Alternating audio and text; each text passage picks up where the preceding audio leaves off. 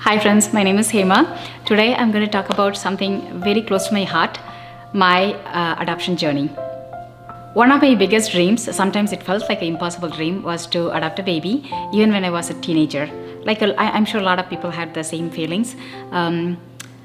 But growing up in India, it felt like it was really difficult, if not impossible, to think about adopting before marriage. So even after my marriage, I was hesitant to bring this up because if you see my previous video about the happiness video, I talked about a little bit of our struggles, and we were in a visa at that time. So I didn't really bring this up. Few years into our marriage, I had a miscarriage. Actually, a lot of them. If any of you went through a miscarriage, you might have experienced this, that you tend to blame yourself. I did, and I was also really angry and blaming myself and mad at God and everybody. But I also had this guilty feeling that I really wanted to adopt. But here I am, instead of thinking about adopting, I'm trying to have my own baby. Maybe that's why I'm suffering all these miscarriages. All the crazy things you think when you are at distress. And then I did talk to my husband about adopting, and he said yes. And I was completely on cloud nine. I was so happy. I was thinking that, oh my God, here's a chance for my dream to come true. At the same time, I'm going to be a mom. No matter where the baby is going to come from, I'm going to be a mom. I was so happy, and it's like a huge weight lifted off my shoulder. And I started to look for started to check online and researching all those things. Believe it or not, 4 days into that, I came to know that I was pregnant. And my pregnancy was really challenging. So we were we had to focus only on the pregnancy and the baby, because I had a very severe morning sickness, and I also had a gestational diabetes. And on top of that, I just started a new job too around that time. And I had a preterm baby. She was born at 32 weeks actually. And then, not to mention, a very, very, very traumatic childbirth, where I almost died.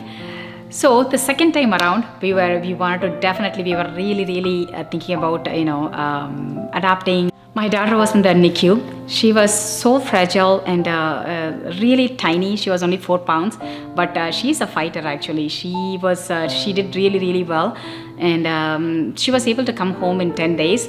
Around that time, there was a lot of soul searching, and my priorities changed a lot around that time. And we focused on her the whole time. But when she was around 2 years old, we were all the more sure about adoption. So I started researching a lot around that time. So the first place I looked was Canada. And when I was researching, I had no clue where to begin. So I actually talked to my family and friends, and I have no clue how to start about this, and then can you please help me, and if you know anything about orphanages or agencies or anything. But I talked about all those things to them, but I was also researching. I was so overwhelmed by the amount of documents I need to fill up, and rules and regulations, long wait, and the cost. And I didn't even have a proper job around that time. But regardless, we were sure that we really wanted our daughter to have a sibling. So I put on everything on hold because I really wanted to have a proper job, so we could at least afford to think about adoption. So I went back to school. By the time my daughter was 4, I finished school and I had a better job. So now we are back in seriously looking for adoption. We were looking in India, USA, and even other countries, but none of them were working out because everything has its own complexities and challenges.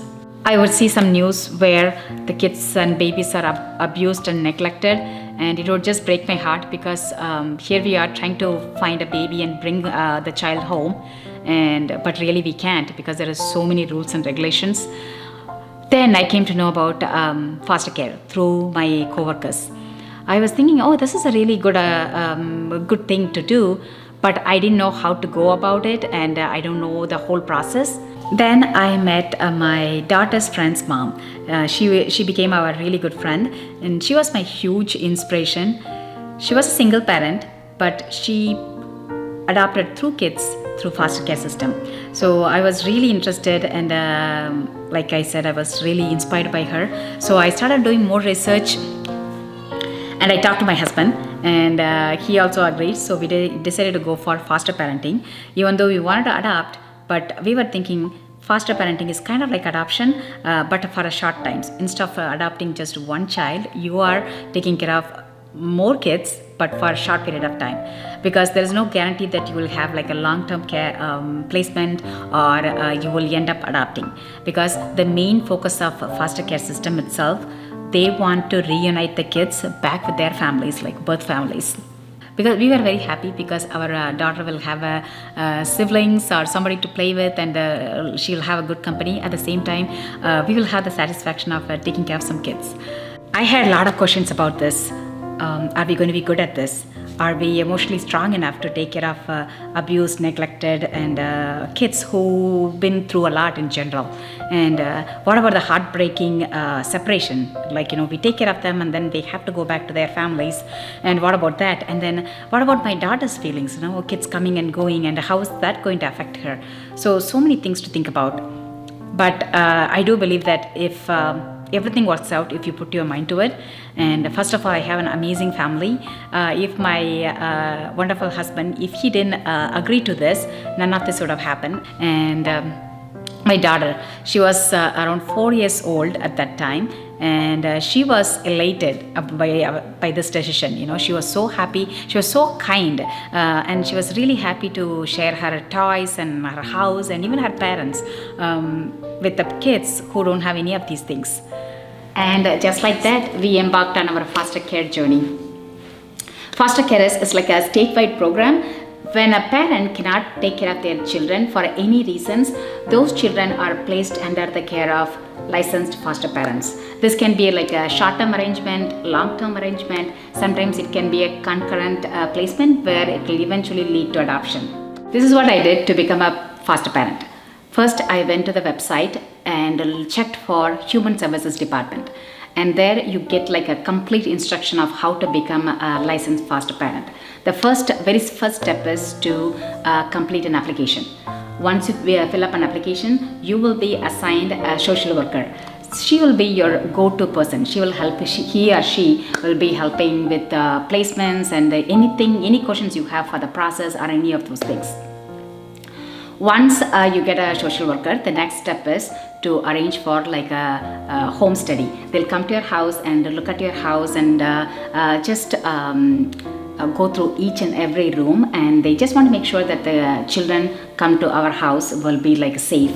That's the main reason they do that. And then the next one is like a complete background checkup, your history and your lifestyle, everything they want to know. And another thing they did is your health, complete physical checkup, and you need to get a certificate from your doctor.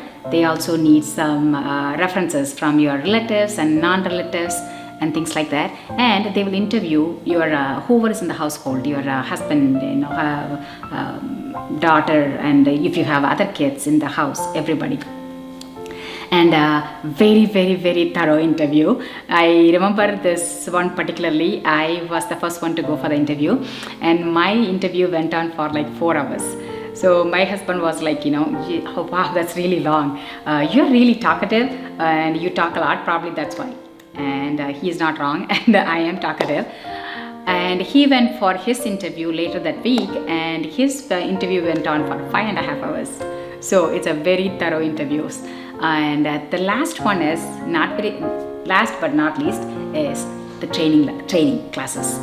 Very, very, very informative. And these are all free classes, but you will get a opportunity to see other foster parents and other social workers, and it's like they are actually train you to how to take care of the kids who've been through mental health issues or abused and neglected home, and it just prepares you. This is also like a great opportunity for you to decide if this is really what you want to do. And for us, the more classes we took, we were more sure that we really wanted to do this, because it changes you. Actually, your perceptions change, your preferences change, priorities change. There are so many kids in the US. Actually, I was just did a little bit of research for this video. There are 400,000 kids in the foster care system right now, and they are actually increasing. So there are always kids who need a home. And when you go through all this process, they also you can actually give your own preferences. For example, when we applied, we asked for the kids who are closer to my daughter's age, and we didn't worry about any race or ethnicities, but the age limit we wanted to have around the same age as my daughter. We got our first placement on the same day that we got our license, and it's been 6 years since we got our license. And ever since, we have taken care of many kids, different ages, races, and ethnicities. I know it's not very easy. Sometimes some days are really, really tough, and it's a long journey, but it's definitely worth it, definitely satisfying, and it's a wonderful experience. I let our social worker know that we are very much open to adoption if there is any opportunity. And that opportunity did come through out of nowhere about a year ago. It was a Monday, I remember very well. Around 3 o'clock in the evening, I got a call saying that there is a baby boy who is just 2 days old, and my social worker didn't know a lot about the baby. She said it could be a long-term or slash adoption, and she said the baby might be having some medical issues, and he's at the NICU. That's all we got the information.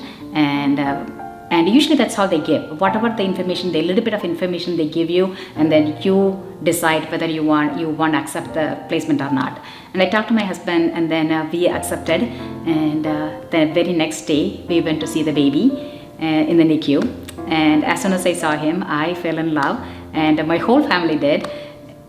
He did have a lot of medical conditions at that time, but me, my husband, and my daughter, all three of us, right after our school and work is over, we'll go there every day to meet the baby, and we'll feed him, we'll read to him, and we'll do skin to skin. And he started to thrive. And just like his sister, he was out of NICU exactly in 10 days. And we took him home. And whatever happened from that time he came to our house until the adoption, that's like a long chain of miracles. If I have to talk about that, I have to make another video, write a book. My daughter was 9 years old at that time, so we didn't have any baby stuff at our house. And whatever we needed, our friends, our co-workers, and even the strangers that we don't know from the foster community, they all came through and helped us with each and everything. That was just amazing to see everything unfold. In a perfect world, adoption can be done in 6 months. In a perfect world, if everything goes out, perfectly, and it did actually for us, and it was like a miracle again. And our adoption was finalized in 6 months, and our son was there with us, and we named him Nathan. The meaning of Nathan is gift from God, and he truly is. He brought so much joy into our lives, and we cannot imagine our life without him. And I feel like this is one of the best decisions we ever made. And I really encourage you guys to look into this foster care and adoption, because there are so many kids need loving home. And if you could do that, that would be wonderful. Sometimes we lose hope and give up on our dreams. I encourage you not to do that. I'm the living proof that it can happen. It may not happen right away, but your dreams will come true. I'm going to end this video with the hopes that my story helps you embark on this beautiful, amazing, rewarding journey of adoption. If you guys like this video, and if you have any friends or relatives who are thinking about adoption or foster parenting, please share it with them. I would be really happy to help or answer any questions you may have. And I'm going to leave my personal email also in the description box. So if you have any questions that you want to ask privately, you can do that. And that's all I want to talk about today. And Until I see you guys next time, smile and be happy.